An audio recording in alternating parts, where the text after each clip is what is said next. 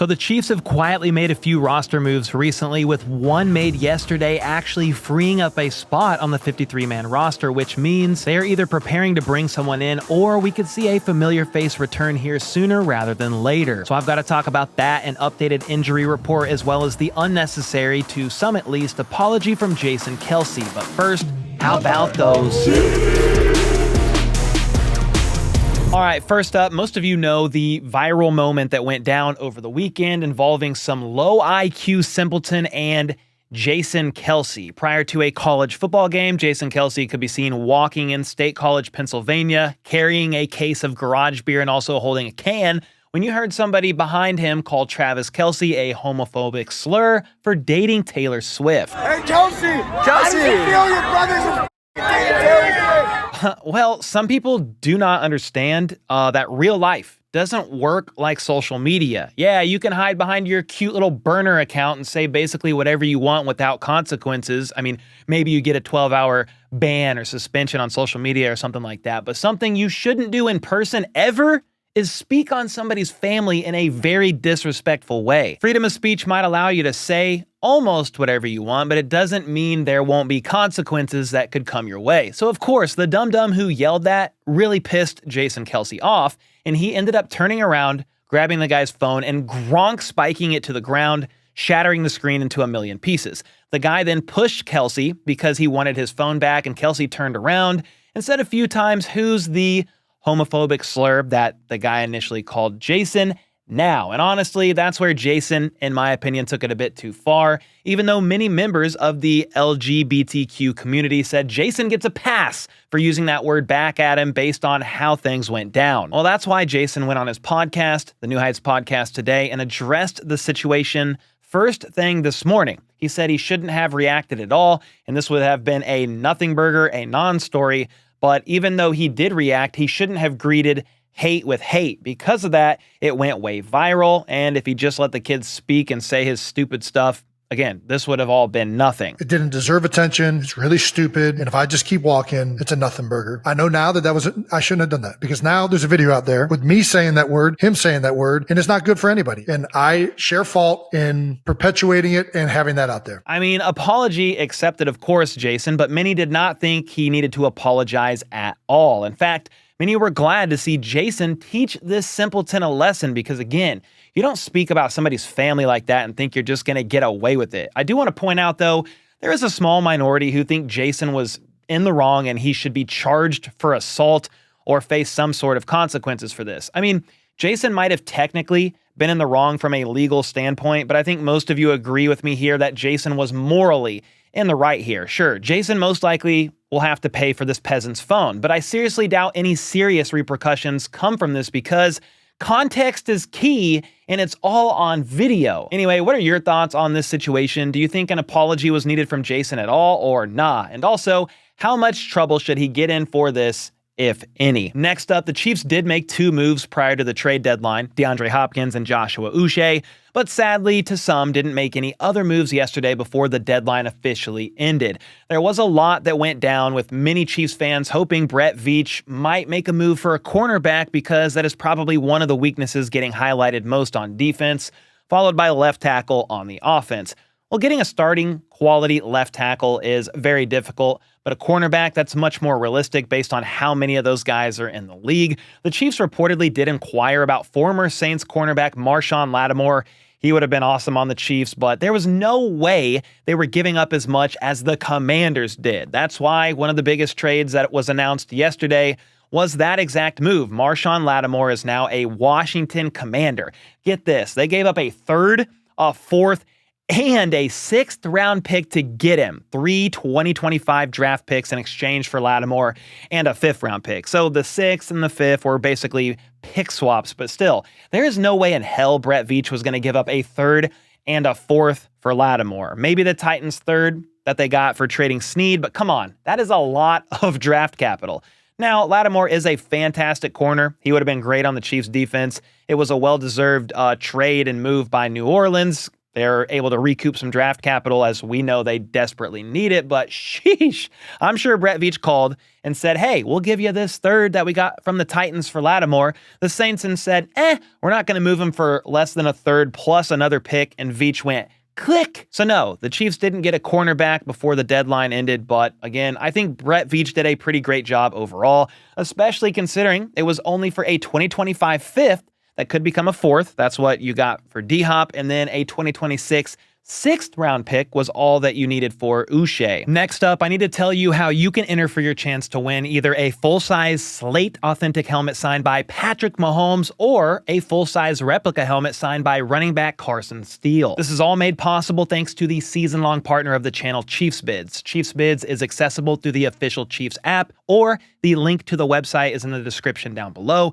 and they have all kinds of signed Chiefs memorabilia from current or former Chiefs players that you can bid on. Right now, they've got a bunch of stuff up there: signed commemorative tickets, game-worn jerseys, a game-used ball signed by Mahomes, helmets, jerseys. There's a lot, and items get updated all the time. So make sure to check back frequently, not only for items to bid on, but also for giveaways, because if you filter the offer type in the top right to giveaways, that's where you're going to go to enter for a chance to win that full-size helmet signed by Mahomes. When you enter, just make sure to fill out your profile, including a shipping address and card info, because the winner will have to pay for shipping. Then, to enter for your chance to win the signed Carson Steele helmet, just go to the pinned tweet on my X account. Make sure you are following both me and Metabilia. They run Chiefs Bids, and retweet it. That's it. The winner for that will be selected Tuesday, November 12th. Meanwhile, the Mahomes helmet will be selected immediately after the Chiefs and Bills matchup on November 17th. So, best of luck. All right, so while the Chiefs didn't trade for anyone on Tuesday, there's still several recent roster moves they made, including one they are about to make here soon.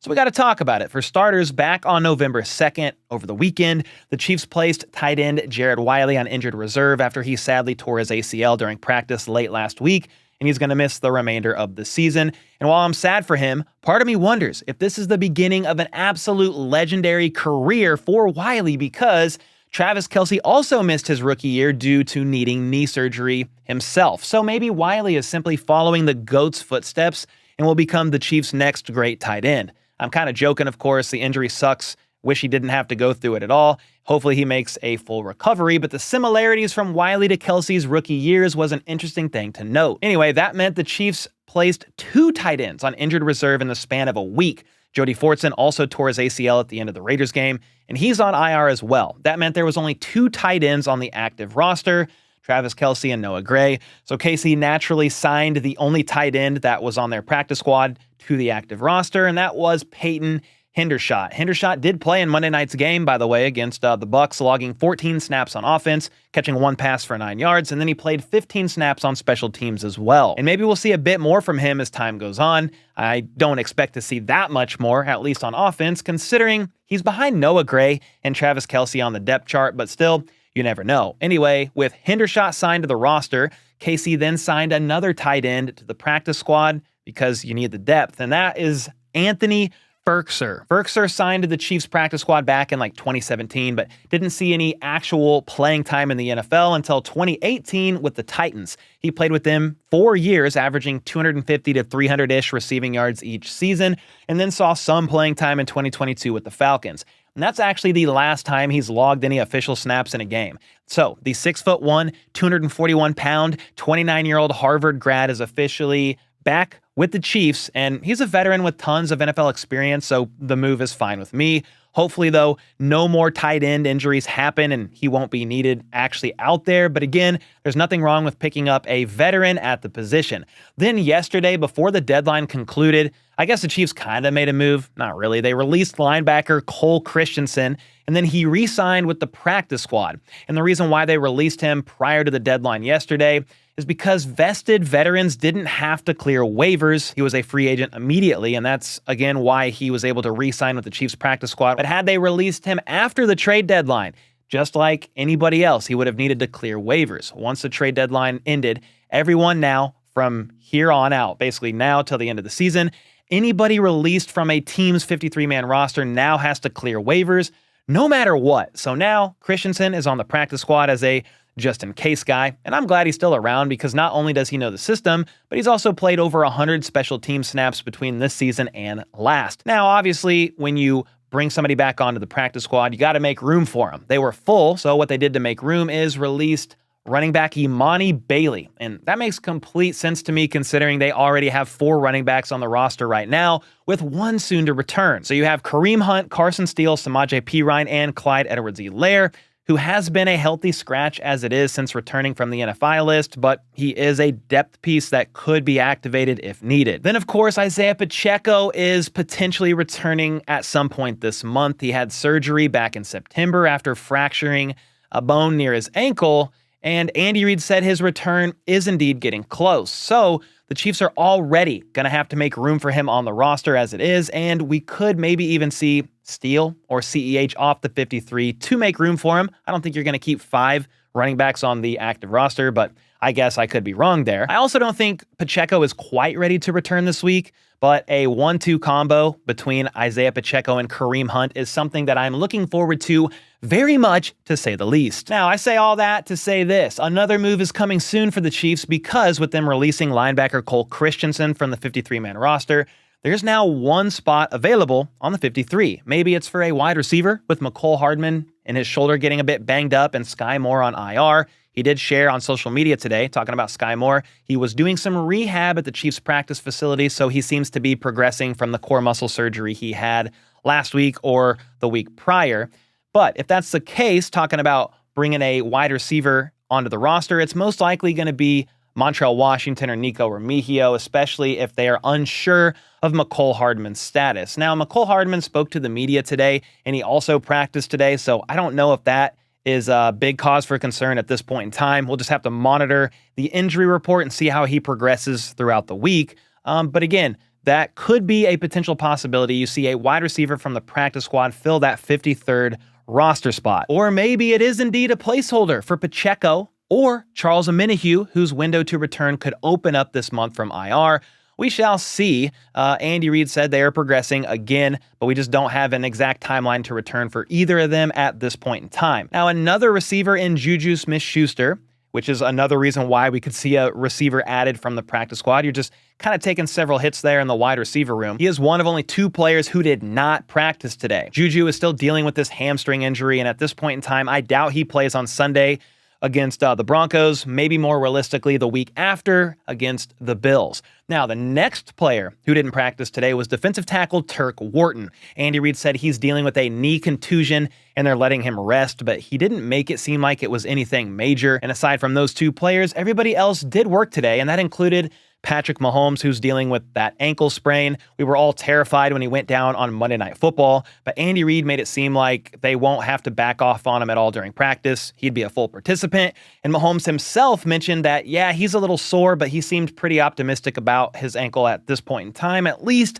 before he headed out to practice today. It's doing good. Obviously, when you have a little bit of a roll, it's a little bit sore, but I'm able to move around, and I look forward to getting out of practice and seeing how I can push it as the week goes on. So that seems like some good news. I do not anticipate Patrick Mahomes missing this game or anything like that. Will he be maybe a little bit more limited in the pocket, have to go through his reads rather than trying to bail at times? Yeah, possibly so, but that could actually be helpful. We'll see. We've got a couple days of practice left, Thursday, Friday, and then we'll find out all the final injury designations. But Mahomes should be fine. Just the other guys that are really worth looking at is Mecole Hardman with the shoulder/knee, who was limited. Kareem Hunt was limited with the quad, but I feel like this is a veteran rest day for him because he runs the ball so damn much in these games. He's basically been limited every Wednesday or every first practice since he's gotten here. I'm not worried about that at all.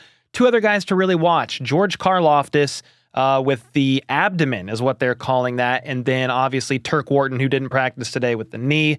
Mike Dana, can he return? He was a full participant today with the pec, so he is progressing and trending upwards, which is good news because you've got a couple guys on the D-line a bit banged up. So if we can get Dana back, that would be ideal. Najee Johnson is also a full participant today, and I anticipate him clearing concussion protocol, and he should play this week as well. And then finally, Derek Nottie is the only other full participant, but he's been on the injury report, so I am not worried about that. But as you guys look at this injury report, let me know your thoughts on the 53-man roster only being 52. What do you think they could be doing here? Could they be looking to open up the 21-day return window for either defensive end Charles Omenihu or running back Isaiah Pacheco? Or maybe do you think they could be bringing up a wide receiver with a couple of these guys banged up, specifically McCole Hardman and Juju Smith-Schuster that are on the injury report? And then remember, Skyy Moore just got placed on IR as well. Let me know your thoughts on that in the comments down below. And we will look more at the Broncos injury report later this week. It doesn't mean much to me this early on, but you've got DJ Jones, PJ Locke. You've got several guys on here that fully participated. Meanwhile, a couple that were limited today, a couple of them, Luke Wattenberg and Drew Sanders, I believe, are both coming off of being on IR, so their 21-day window to return is opened up right now. Will they play against the Chiefs this Sunday? That remains to be seen, but with all that being said, that's all I got for you for today. So until next time, let's go. Let's freaking go. How about those?